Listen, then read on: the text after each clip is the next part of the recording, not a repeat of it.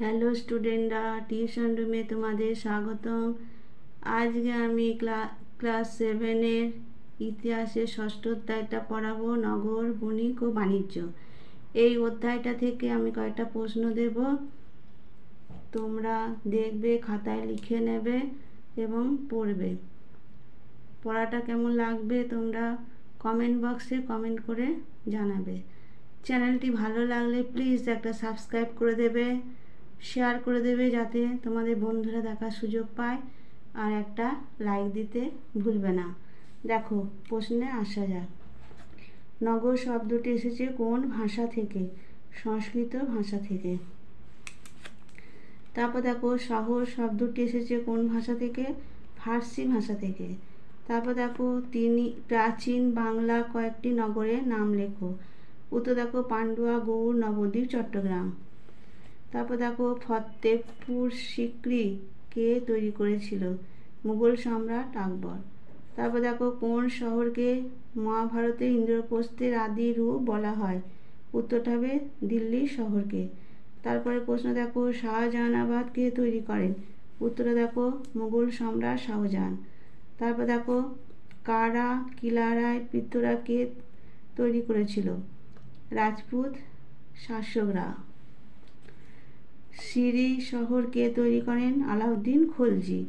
তারপর দেখো, দিনপনাহ কে তৈরি করেন? তোটাবে হুমায়ুন। তারপর দেখো, মধ্য এশিয়ায় একটি দুর্ধর্ষ জাতির নাম লেখো। উত্তরটা হবে মঙ্গল।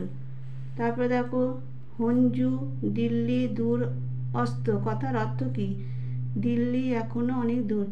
এই প্রশ্নগুলো তোমরা মাঝখানে দেখে থেমে যাবে না বা স্কিপ করে করে দেখবে না, প্রথম থেকে শেষ পর্যন্ত দেখবে, নাহলে ইম্পর্টেন্ট প্রশ্নগুলো মিস করে যাবে। আমি এখানে এই অধ্যায়টা থেকে খুঁটিয়ে খুঁটিয়ে সমস্ত রকমের প্রশ্ন তোমাদের দিচ্ছি, তোমরা দেখবে, সব দেখবে প্রথম থেকে শেষ পর্যন্ত, সব প্রশ্নে পেয়ে যাবে, পরীক্ষায় কমন পেয়ে যাবে। তারপর দেখো, কোটলা শব্দের অর্থ কী? কোটলা শব্দের অর্থ দুর্গ। তারপরে দেখো, কসবা শব্দের অর্থ কী? কসবা শব্দের অর্থ শহরতলি। তারপর দেখো, ভারতের মুঘল সাম্রাজ্যের প্রতিষ্ঠাতাকে? সম্রাট বাবর। তারপর দেখো, শের শাহের রাজধানীর নাম কী ছিল? কিলাই কুহনা। তারপরের প্রশ্ন দেখো, ভারতের কয়েকটি রাজবংশের নাম লেখো।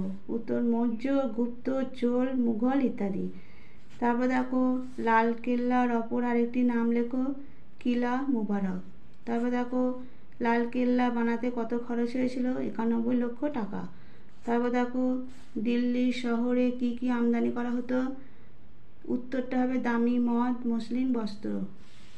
তারপর দেখো, দিল্লির পুরনো কেল্লাকে নির্মাণ করেন? শের শাহ। তারপর দেখো, শের শাহের রৌপ্য মুদ্রার নাম কি? রুপি। ভারতে প্রথম কাগজ তৈরি শুরু হয় কোন যুগে? সুলতানি যুগে।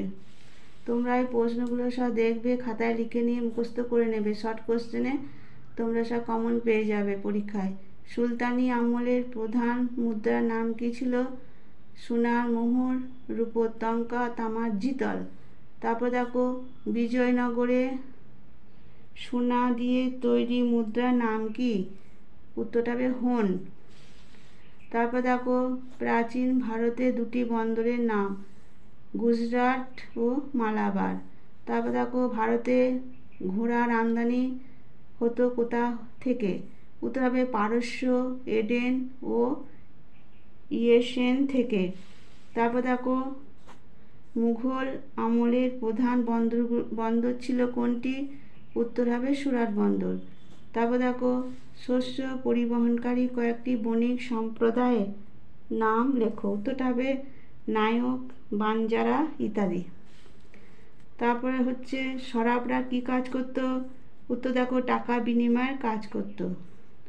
তারপরে দেখো, বীমা ব্যবস্থা কি? উত্তরটা হবে বীমা ব্যবস্থা ব্যবসায়ীরা দূরপাল্লার বাণিজ্যের ঝুঁকি নিয়ে পণ্য প্রেরণ করত। তারপর দেখো, ভাস্কো দা গামা প্রথম ভারতে কোথায় এসেছিলেন? উত্তর হবে কালিকট বন্দরে। তারপর দেখো, ডিউক অফ আলবুকার্ক কে ছিলেন? উত্তর দেখো একজন পর্তুগিজ নৌ সেনাপতি। তারপরে দেখো ফরাসি ইস্ট ইন্ডিয়া কোম্পানি কবে কোথায় তৈরি হয়? উত্তর দেখো 1664 খ্রিস্টাব্দে প্যারিসে। তারপর দেখো ইউরোপে ভারতের কোন মশলার চাহিদা খুব বেশি ছিল? গোলমরিচের। এই অধ্যায় থেকে আমি খুঁটিয়ে খুঁটিয়ে সমস্ত প্রশ্ন লিখে তোমাদের দিলাম, তোমরা ভালো করে পড়বে আর খাতায় লিখে নিয়ে মুখস্থ করবে, তোমরা পরীক্ষাতে কমন পাবে। প্রথম থেকে শেষ অবধি ভিডিওটা দেখবে, মাঝখানে ছেড়ে দেবে না বা স্কিপ করে করে দেখবে না। আর চ্যানেলটি ভালো লাগলে প্লিজ একটা সাবস্ক্রাইব করে দেবে। আর এই পড়াটা কেমন লাগছে তোমরা কমেন্ট বক্সে জানাবে আর বন্ধুদেরকে শেয়ার করে দেবে।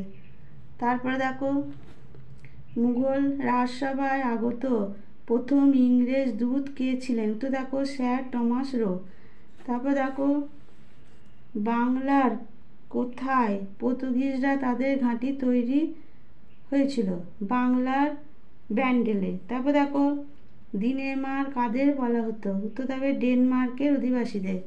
তারপর দেখো দাদন কি? দাদন বলতে বোঝায় অগ্রিমত্ব। এখানে সব প্রশ্ন কটা ইম্পর্টেন্ট, তোমরা ভালো করে করবে। তারপর দেখো হুন্ডি কি? দিল্লি সুলতানির আমলে বণিকদের টাকা ধার দেওয়ার ব্যবসা করতেন সরাফরা। এই সময় কাগজ আবিষ্কার হলে সরাফরা এখনকার ব্যাংকের মতো টাকা বিনিময়ের কাজ শুরু করেন। বণিকরা কোনো এক জায়গায় সব থেকে টাকা জমা দিত, তার বিনিময়ে একটা কাগজ কিনতেন। সেই কাগজ অন্য কোনো জায়গায় গিয়ে নির্দিষ্ট লোকের কাছে জমা দিয়ে নগদ টাকা পেতেন। এই কাগজকে হুন্ডি বলা হতো। এখনকার ব্যাংকের চেকের মতো হুন্ডি সেকালে চেকের মতোই ব্যবহার করা যেত। হুন্ডি চালু হওয়ায় বণিকদের পক্ষে নিরাপদে দূরবর্তী স্থানে গিয়ে জিনিস কেনা বেচা সম্ভব হয়েছিল। তারপর দেখো শেষ শাহীর সংস্কার সম্বন্ধে যা জানা লেখো। এটা তোমাদের বইয়ের 73 পৃষ্ঠায় আছে, এটা তোমরা বইটা বার করে দেখে নেবে। আমি এটা লিখিনি গো, ভালো করেই বইয়ে দেওয়া আছে। তারপর হচ্ছে খানোয়া যুদ্ধ, এটা টিকা আসবে, তোমরা বইয়ের 71 পেজে দেখে নেবে। তারপরে আকবরের নবরত্ন সভা ও রাজা বীরবল, এটাও টিকা দেবে, তোমাদের পাঠ্যপুস্তকে 75 পেজে আছে, তোমরা দেখে নেবে। এগুলো সব ভালো করেই দেওয়া আছে বলে আমি আর লিখে নিই। তারপর দেখো দাক্ষিণাত্য ক্ষত, এটাও পাঠ্যপুস্তকে 84 পাতায় আছে, হ্যাঁ তোমরা দেখে নেবে, সব টিকা আসবে। তারপরে মনসবদার ও জায়গির, এটা পাঠ্যপুস্তকে 86 পাতায় আছে, এটা টিকা আসবে। তারপরে দেখো শাহজাহানাবাদের নাগরিক চরিত্র কেমন, যেটা পাঠ্যপুস্তকের তোমাদের 99 থেকে 100 পাতায় আছে, তোমরা দেখে নেবে। তারপর দেখো চাঁদনি চকের গল্প, এটাও টিকায় আসবে, তোমাদের 98 পেজে আছে। এইগুলো টিকাগুলো আমি লিখলাম না, এগুলো তোমাদের বইয়ে ভালো করেই দেওয়া আছে, তোমরা বইটা বার করবে দেখবে, সব টিকাগুলো বড় বড় হেডিং করা আছে, সেখান থেকে তোমরা পড়ে নেবে কেমন। আর যে প্রশ্ন কটা দিলাম তোমরা ভালো করে পড়বে, শর্ট কোশ্চেন পরীক্ষায় কমন পেয়ে যাবে। চ্যানেলটি ভালো লাগলে প্লিজ একটা সাবস্ক্রাইব করে দেবে, শেয়ার করে দেবে যাতে বন্ধুরা দেখার সুযোগ পায়, একটা লাইক দিতে ভুলবে না। আর এই পড়াটা কেমন লাগলো তোমরা কমেন্ট বক্সে জানাবে। ঠিক আছে, আজকের ভিডিওটা এখানে শেষ করলাম।